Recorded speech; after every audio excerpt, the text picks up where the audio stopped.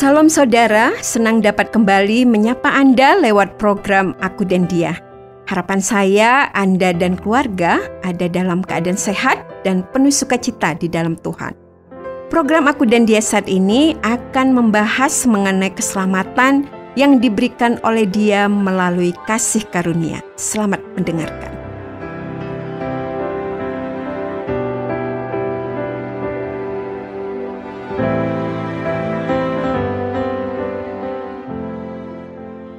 Suamiku sering dengan bercanda mengatakan bahwa keluarga kami bukan keluarga hoki dalam hal undian.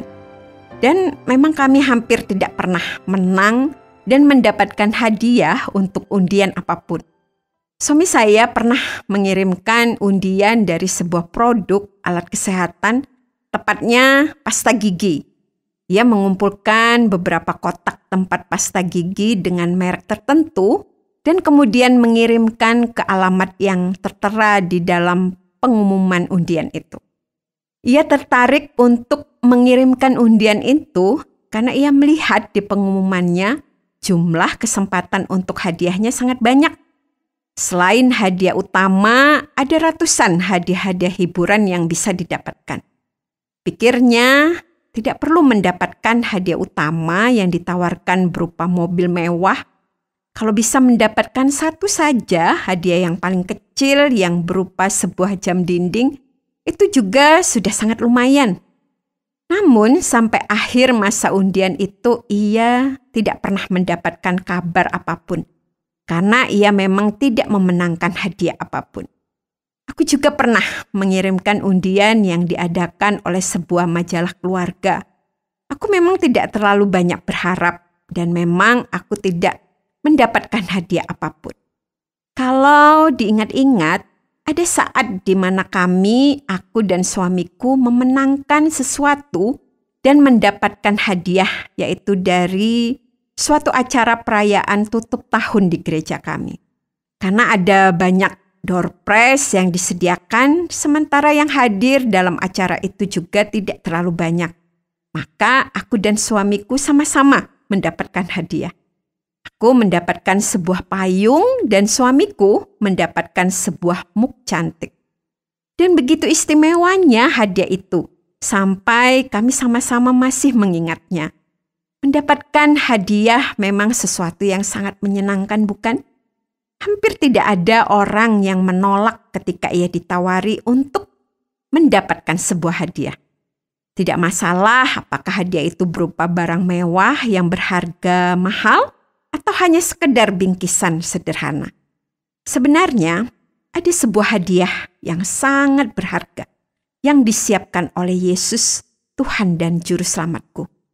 Dan yang sangat luar biasa, hadiah itu tidak diberikan melalui undian, melainkan ditawarkan kepada semua manusia. Firman Tuhan menyebutkan kata hadiah itu dengan istilah lain. Di dalam Efesus 2 ayat 4 sampai ayatnya yang ke-7 mengatakan, "Tetapi Allah yang kaya dengan rahmat, oleh karena kasih-Nya yang besar yang dilimpahkannya kepada kita, telah menghidupkan kita bersama-sama dengan Kristus, sekalipun kita telah mati oleh kesalahan-kesalahan kita, oleh kasih karunia kamu diselamatkan. Dan di dalam Kristus Yesus, Ia telah membangkitkan kita juga dan memberikan tempat bersama-sama dengan Dia di sorga, supaya pada masa yang akan datang, Ia menunjukkan kepada kita kekayaan kasih karunia-Nya yang melimpah-limpah sesuai dengan kebaikan-Nya terhadap kita dalam Kristus Yesus." Aku sungguh bersyukur bahwa firman Tuhan yang memakai kata yang sangat menguatkan tentang hadiah yang diberikannya itu. Firman Tuhan memakai kata kasih karunia untuk menyebut tentang hadiah yang diberikan oleh Yesus. Dan hadiah yang adalah kasih karunia yang diberikan oleh Tuhan kepadaku dan kepada semua orang yang menerimanya adalah keselamatan kekal yang diberikan di dalam Yesus Tuhan yang sudah mati dan bangkit kembali mengalahkan maut. Aku juga sangat bersyukur karena yang diberikan oleh Yesus kepadaku adalah kasih karunia.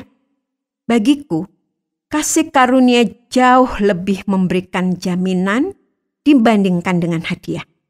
Hadiah memang diberikan secara cuma-cuma, tetapi kadangkala memerlukan beberapa hal yang sebelum hadiahnya itu diberikan. Hadiah atas kemenangan hanya diberikan kepada orang-orang yang menang atas prestasi. Suamiku pernah menjadi juara dalam perlombaan tingkat kecamatan ketika ia masih SD dulu dan ia mendapatkan hadiah. Tetapi hadiah itu tentu saja tidak diberikan kepada para peserta yang tidak menang. Hadiah atas perlombaan juga diberikan hanya kepada mereka yang lebih baik daripada semua peserta yang lainnya. Tidak semua yang mengikuti lomba menyanyi akan mendapatkan hadiah, karena hadiah hanya akan disediakan kepada mereka yang bernyanyi dengan baik dan ditetapkan menjadi juara. Ada juga hadiah undian yang hanya diberikan kepada mereka yang beruntung. Dari begitu banyak orang yang mengikuti undian, kemudian akan dibuat pengundian. Mereka yang beruntung dan menang dalam undian itu akan memenangkan hadiah tertentu. Tetapi tidak semua orang yang mengikuti undian akan bisa mendapatkan hadiah dari undian itu. Apalagi mereka yang tidak pernah mengikuti undian, maka mereka juga sama sekali tidak memiliki kesempatan sedikit pun untuk menerima hadiah itu. Namun, aku sangat bersyukur bahwa firman Tuhan menegaskan bahwa hadiah yang diberikan secara cuma-cuma kepadaku adalah sebuah kasih karunia. Artinya, pemberian itu sama sekali bukan karena aku hebat dalam sesuatu atau karena aku memiliki tingkat keberuntungan yang lebih daripada orang-orang yang ada di sekitarku. Kalau aku harus hebat terlebih dahulu, baru aku bisa menerima hadiah keselamatan yang diberikan oleh Yesus Kristus Sang Juru Selamat itu, maka ada kemungkinan bahwa aku akan kehilangan kesempatan karena aku memang tidak memiliki banyak kehebatan yang membuat aku memenuhi syarat untuk menerima hadiah itu. Kalau aku harus memiliki keberuntungan terlebih dahulu, baru aku kemudian bisa mendapatkan hadiah keselamatan itu, maka besar juga kemungkinan aku akan kehilangan kesempatan untuk menerimanya. Mengingat dalam pengalaman aku dan bahkan juga suamiku hampir tidak pernah cukup beruntung untuk menerima hadiah karena undian apapun. Namun aku bersyukur bahwa hadiah keselamatan yang diberikan itu adalah kasih karunia. Dasar dari pemberian itu bukan karena kehebatanku dan bukan juga karena tingkat keberuntungan yang menghinggapi diriku. Namun, dasar dari pemberian itu adalah semata-mata karena kasih Allah yang begitu besar yang memberikan karunia keselamatan itu. Aku bersyukur ketika membaca ayat berikutnya dari ayat yang aku baca tadi, yang mengatakan di dalam Efesus 2 ayat 8 dan 9. Sebab karena kasih karunia kamu diselamatkan oleh iman. Itu bukan hasil usahamu, tetapi pemberian Allah. Itu bukan hasil pekerjaanmu, jangan ada orang yang memegahkan diri. Ketika Yesus memberikan keselamatan kepadaku, maka karya keselamatan yang dikerjakannya itu sudah sempurna. Aku hanya sekedar menerima apa yang sudah digenapkannya. Atau dalam istilah yang biasa aku dengar, aku hanya terima jadi untuk keselamatanku. Aku sama sekali tidak harus berusaha. Dan ketika aku menerima keselamatan yang ditawarkan oleh Yesus itu, maka keselamatan itu sama sekali bukan hasil dari apa yang aku kerjakan. Kasih karunia yang diberikan oleh Allah didasari oleh keluasan dan kebesaran dari kasih-Nya. Dan kasih-Nya itu sanggup membagikan keselamatan kepada semua manusia yang mau menerimanya. Dan itu yang dikehendaki oleh Yesus, yaitu agar aku menerima keselamatan itu.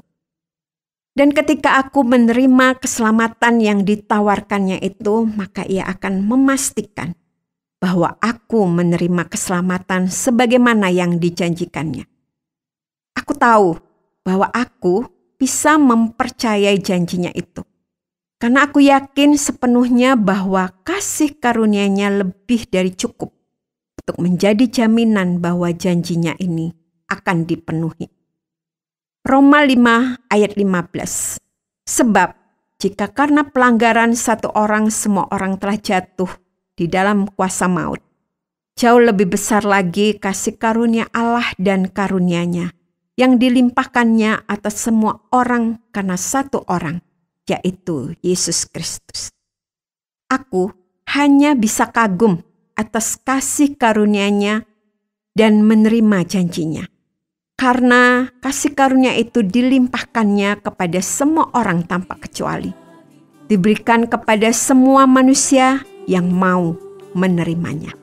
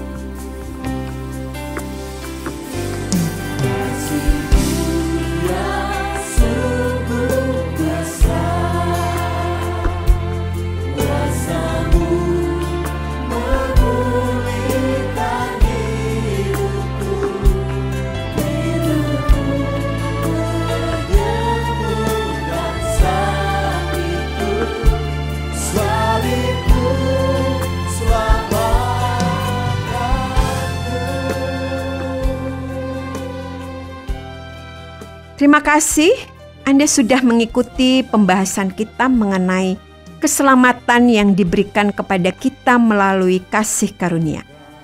Hanya kasih karunia saja yang menjadi jaminan bahwa kita akan menerima keselamatan yang sudah dikerjakan secara sempurna oleh Yesus Kristus. Kalau Anda ingin memahami lebih banyak tentang bagaimana cara untuk mendapatkan keselamatan melalui kasih karunia di dalam Yesus Kristus, atau Anda ingin mengetahui lebih banyak tentang pribadi Yesus yang satu-satunya sanggup menolong kita, kami siap untuk menjelaskannya secara lebih lanjut untuk menolong Anda lebih mengenal Dia. Atau kalau Anda ingin kami doakan, Anda juga bisa memberitahukan kepada kami bahan doa Anda dan kami juga dengan senang hati mendoakan Anda. Anda dapat menghubungi kami lewat SMS atau WhatsApp ke nomor 081 333 777 386. Sampai jumpa, Tuhan Yesus memberkati.